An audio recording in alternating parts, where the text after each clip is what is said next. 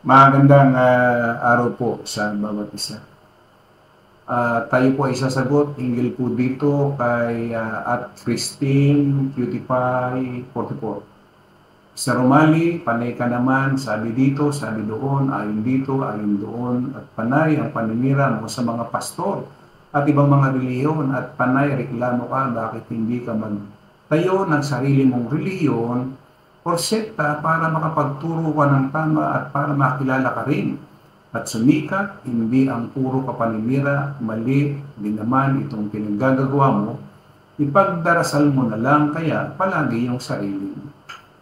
Magandang araw sa iyo at Christine Cutie Pie. Una, hindi po tayo naninira, ano?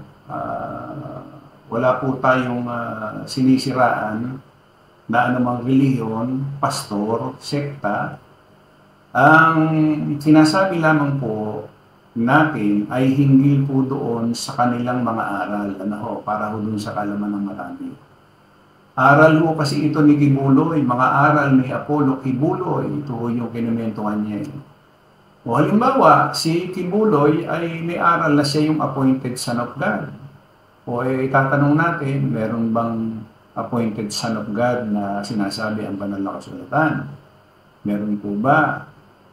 O, di po ba? Wala. So, yung po ba sasabihin natin na paninira ko yun? Diba?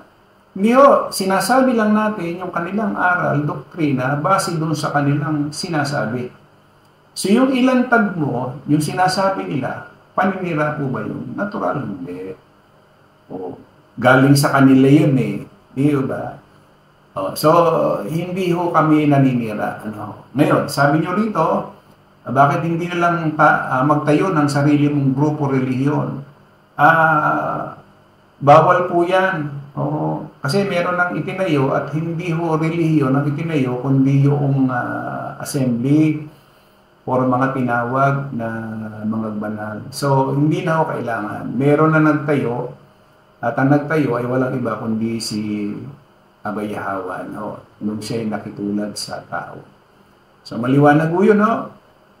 Na hindi ko kailangang magtayo pa ng grupo, reliyon. Kung inaakala ninyo na katulad ng mga reliyon na itinatayo, ang pundasyon ho niyan puro mga tao. Kaya nga ho puro kasinungalingan yung kanilang mga aral. Ano? So yun lamang po, hindi lamang po ito.